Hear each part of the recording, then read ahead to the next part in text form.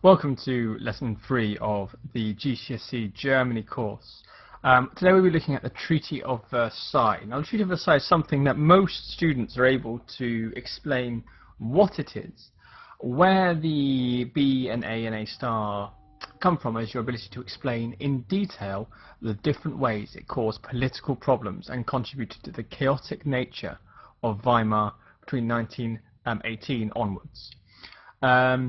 Remember, this is the first quarter of the course. The first quarter of the course goes from 1918-1919 to 1923, which is all the questions about the idea of why is it so chaotic.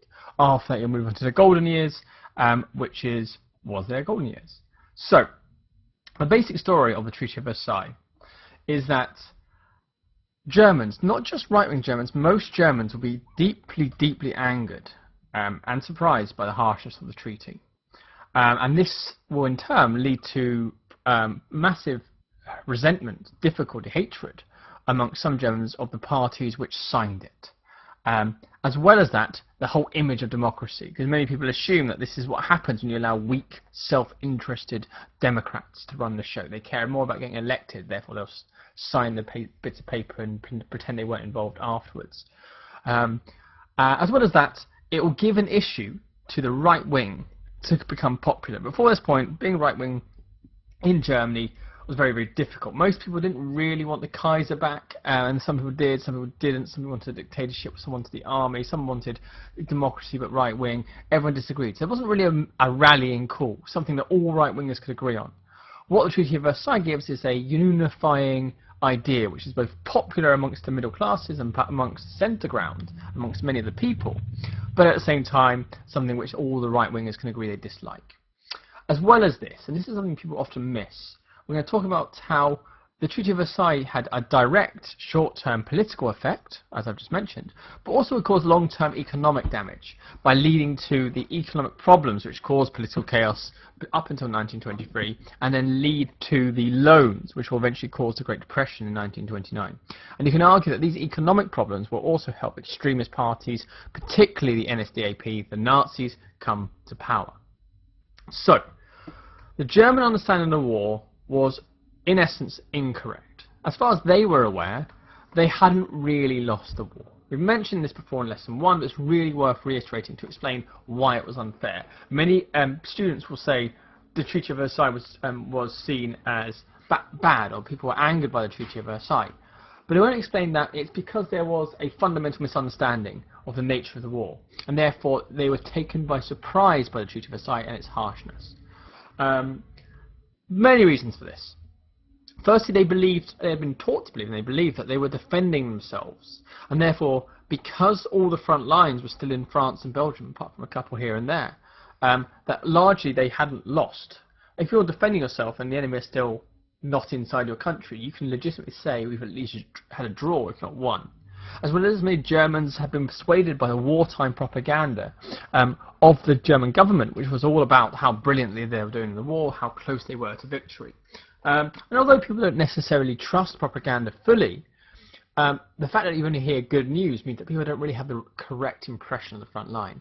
As well as that, you can't deny that the German soldiers and the German army was far better than most other forces throughout this period. Germans generally inflicted more casualties than they took in almost every battle. In part that's because they were always mostly defending, but still, because the German forces were so good, it was again quite difficult to assume that they'd been absolutely destroyed. As well as that, the USA hadn't been fully committed, i.e. they hadn't sent all the soldiers, all the weapons they possibly could, and if they had, it would have been clear they were crushed. So many people in Germany thought it was well worth surrendering before the USA got involved. But again, many German people didn't know that the USA hadn't fully committed. So as far as they're concerned, America had come and they still hadn't properly lost. Okay, and as well as that, finally, if you have lost your child, if you've lost your son, if you've lost your father, brother, or whatever, you want the war to mean something. And many Germans refused to accept that the war was an entirely defeat, almost shattering defeat, because they know what it meant that the relative, the friend, the son, whatever, would have died for nothing. And so many people prefer to believe that the war was at least a draw, because at least makes the death worth something.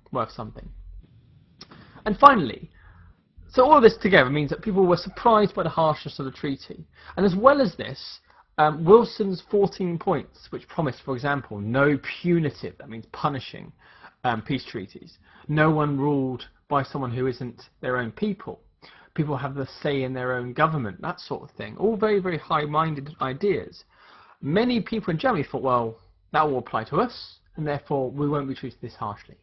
So what will happen, as we shall see, is the treaty they were expecting would be very, very generous, very nice, or at least equal.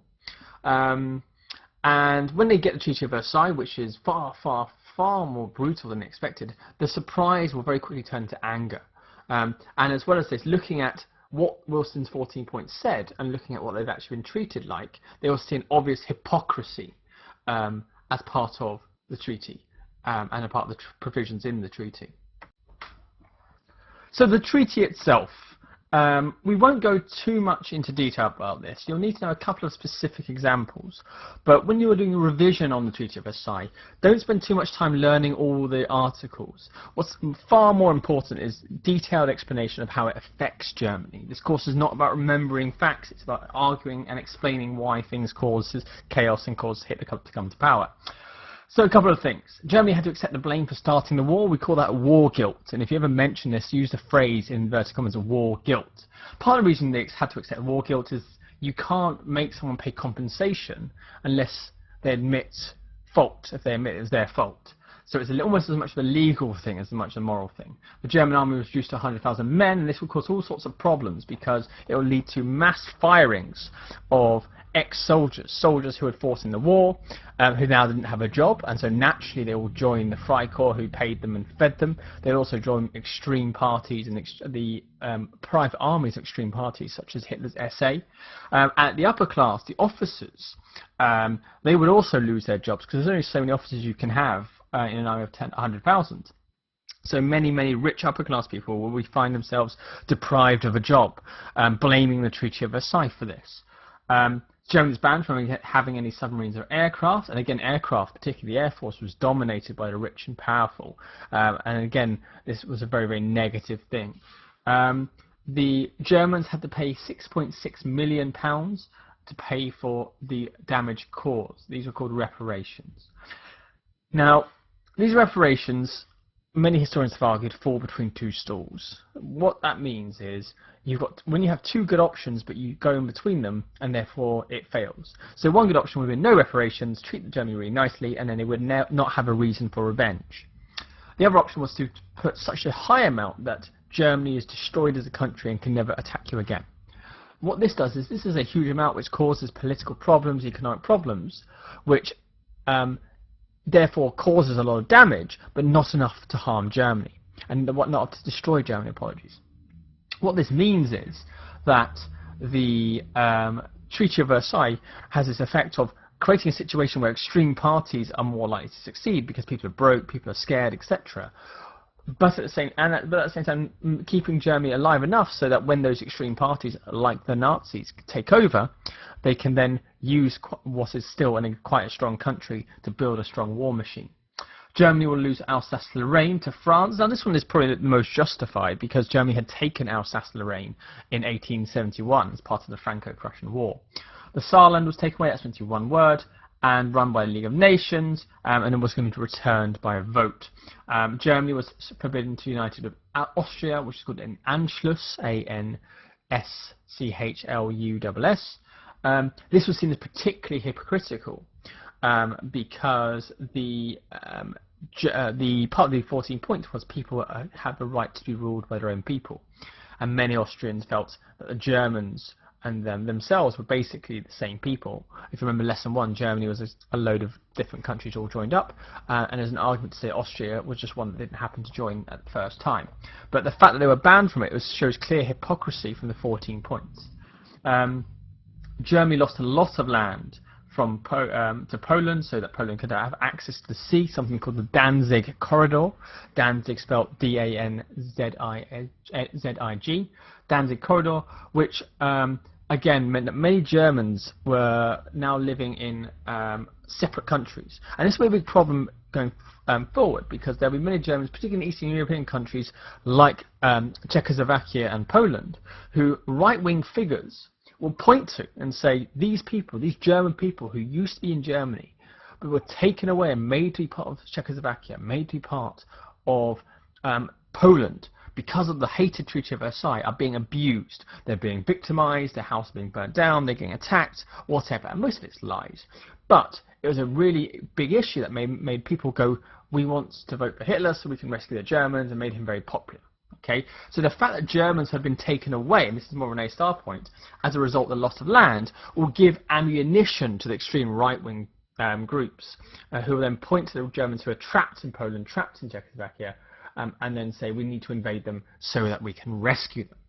And finally, the League of Nations was set up, but the Germans were not invited.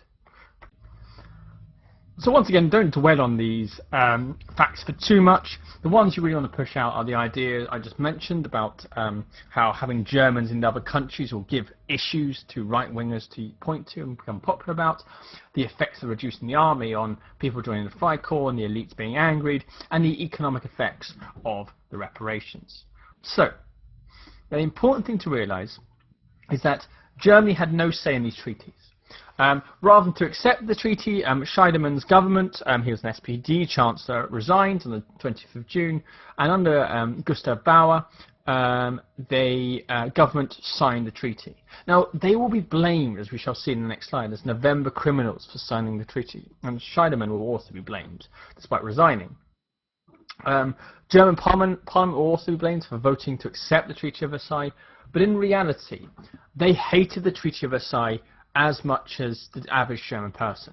But because they knew and they could see the military situation, they could see that Germany had no soldiers at any point, because they've all been sent back home, the Allies were still ready and easily could crush any defence that the Germans put up, they realised that they had no chance.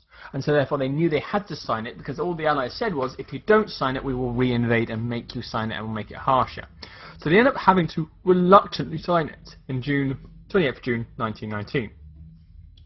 And what happens shortly after is something called the stab in the back myth.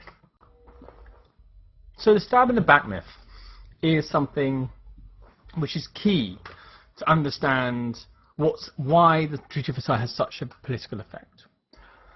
Because if everyone was angry about the Treaty of Versailles but understood that actually the government had no choice and it's the Allies, they'd be angry but they'd hate the Allies. Okay? However, that's not the case. What instead emerged was something called the stab in the back myth. And as you can see in the picture there, we've mentioned it already. This is the idea first advanced by many right-wingers, but made popular when in November 1919 Hindenburg said the Treaty of Versailles was a diktat, a dictated peace, and said that it should not have been signed, and in fact used the phrase stabbed in the back. The German army, he says, could have won the war. They were ready and armed. They were outclassing the Allies, but they were undermined by communists and socialists striking at home, meaning there was not enough bullets, not enough guns, and by the politicians, the SPD, the Centre Party, the DDP, who caused a revolution because they wanted power, and therefore signed the Treaty of Versailles, because that was the logical conclusion of it.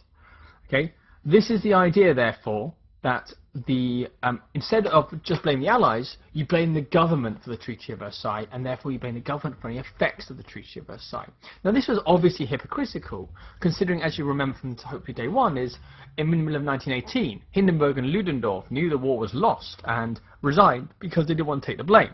But they had made the Kaiser, pressured him at least, to abdicate. So what this theory, which is patently wrong, argues is if it wasn't for the elite, the politicians in the back, behind the lines, who are wanting to make a revolution for their own ends, so that they can become the government, and if it wasn't for the communists and socialists being on strike, meaning that the army didn't have enough weapons to fight with, and then as time goes on, they add the idea that the Jewish businessmen were also involved in some sort of unspecified, incoherent ways, that the war could have been won. What this does, therefore, is this politicises the Treaty of Versailles.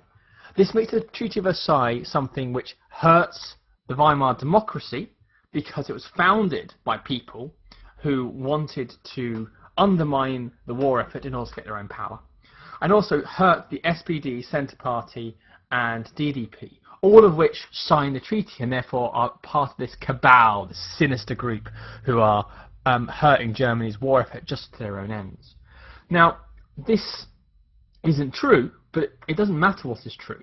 It's what people believe to be true. Now, this myth is initially not that big a deal because people sort of knew that war was bad and wanted the war to be over. But as time goes on, the fact that the media was controlled mostly by industrialists, elites, upper classes, they really pushed this idea of stab in the back and the idea that the Treaty of Versailles was a shameful peace. So people have started to believe the idea once they read it in the press enough times. Additionally, as people became angry at democracy for other reasons, about the economic problems, the political problems, and the violence, they increasingly were more willing to buy into and believe an idea which is anti-government. You're more likely to believe that something bad about someone if you already dislike them. So as people's opinion of democracy gets worse and worse, they're more likely to buy into the idea of the stab in the back myth. As well as that, as time goes on, people have forgot how bad the war was, how bad it was going, and how bad things were, and were happy instead to listen to the myth, and more likely to buy into the myth rather than compare it to their own memories and go, that wasn't what happened at all. So, this becomes a particular issue as the Treaty of Versailles will become a populist issue. That means a popular to blame all the problems on issue, to blame every single problem in Germany on, amongst the right.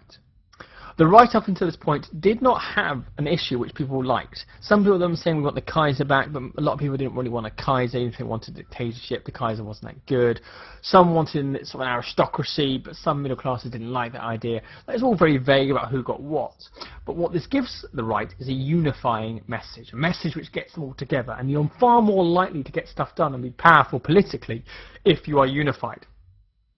This issue, which you can blame all problems on, and therefore make it pretty much most people will have something wrong, which they can be blamed on the Treaty of Versailles, is brilliant for the right as well, because it will lead to many people blaming the people who signed it. And the people who signed it were the SPD, the Centre Party and the DDP. As well as that, they will also blame the whole idea of democracy. So what this becomes is an issue which polarizes and alienates people away from Weimar, undermines support for the Weimar parties, and gains support and unifies the anti-democratic right wing.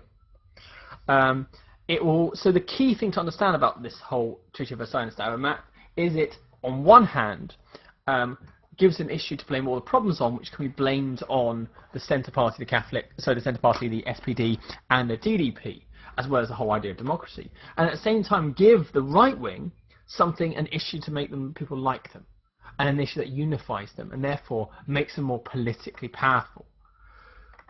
The November Criminals and this idea partially explains why the DNVP increases their vote to 14.9% in 1920, and it only gets higher later on. Votes cast for democratic parties go down, and votes cast for anti-democratic, particularly anti-right-wing democratic votes, goes up. So what we see is the parties of the old Weimar coalition, the parties of the official government, the parties of democracy, only got 44.6% of the vote. Now obviously that makes government really hard because they don't have a majority, but as well as that, what that shows is that many people were put off. Now, the important thing to realise is actually it can't just be the Treaty of Versailles. It's a combination of the Treaty of Versailles and violence, which we'll talk about next lesson. And actually, violence will hurt and influence some people more. For example, that's most of the reason why people move to the left wing and the communists and the USPD. But the rights, many of the middle classes and the upper classes are alienated and dislike democracy because of the Treaty of Versailles. So, those were the direct effects of the treaty. What were the indirect? Indirectly, so if direct effects are this means that people did not like Weimar, this means that the right wing got more organised and got popular, had an issue to become popular. The indirect effects are what happens as a result, although sometimes it's not quite clear, or it's through a couple of stages. So the first thing it does is, because of the massive cost of reparations, and as well as losing quite a lot of good industrial land, Germany will have massive economic problems. These economic problems will cause political problems, as we've already mentioned. So that's one way. But also, it will lead in turn to hyperinflation and the Great Depression in slightly different ways. Without the Great Treaty of Versailles, you would not have hyperinflation, and you would not have such a bad Great Depression. And you can argue, therefore, the political effects of both of these things are a result of the Treaty of Versailles. Because if we didn't have the Treaty of Versailles, we wouldn't have had hyperinflation. Therefore, we wouldn't have the bad things which happen as a result of hyperinflation. Arguably, both these things help extreme parties, for example, the NSDAP, in different ways. The political effects we've already mentioned, the idea that it also gave the right wing emotional issues to argue about. You've got logical issues like this is bad, but emotional things which appeal to people's emotions often are just as effective to get support. So, for example, as mentioned before, the idea that Germans are being victimized in the territory that had been taken by the Treaty of Versailles, Hitler will use a lot to get popular support. As well as that, the obvious hypocrisy of banning an Anschluss is again another issue which deprives the left and the centre ground of support, and makes a lot of Germans side with Hitler and the extreme right. So we've got direct effects in terms of how it hurt the Republic, it made it look weak, and it caused all problems, and united the right, and now we've got indirect effects as well. So overall, the Treaty of Versailles is a major turning point. 1919, 78% of people like democracy. So they vote for democratic parties. 1920, it's only 44%. This is a clear sign that people are declining and in their support for democracy. Although obviously we don't know how much of that is because of the violence and how much that's Treaty of Versailles and how much of that is both. But clearly it is not good. As I mentioned, it gave a new issue for the right to become popular, gave a new direction, got them unified, and therefore made them a far greater threat to democracy. It hurt the legitimacy of the whole idea of democracy. The idea that democracy is a good thing took a massive hit, because people's experience of democracy is this self-serving stab in the back idea. As well as this, it hurt the support for the SPD, DDP and Centre Party, which they would never quite survive. The Centre Party will eventually sort of escape the blame for this, but this is in part because people like Hitler actually want them on his side. Arguably though, the Treaty of Versailles is more important for alienating, that means upsetting and making people move away, the elites and middle classes, who are far more patriotic and far more likely to listen to these ideas, than the working classes, who are a little bit more concerned about economic issues, about their pay, and as well as more put off by the right-wing violence. This Treaty of Versailles will have a massive effect long term, and you can easily use this in a paragraph of why did Hitler come to power in 1933, almost at the end of this course. It's well worth always thinking about how this event, Treaty of Versailles, causes events which causes events which causes events which lead to Hitler. Because the Treaty of Versailles is bad directly, but its real power, I would argue, is its an indirect effect. Thank you very much. We're going to be looking at Weimar violence next week. That's going to be quite a long one. So until then, see you soon.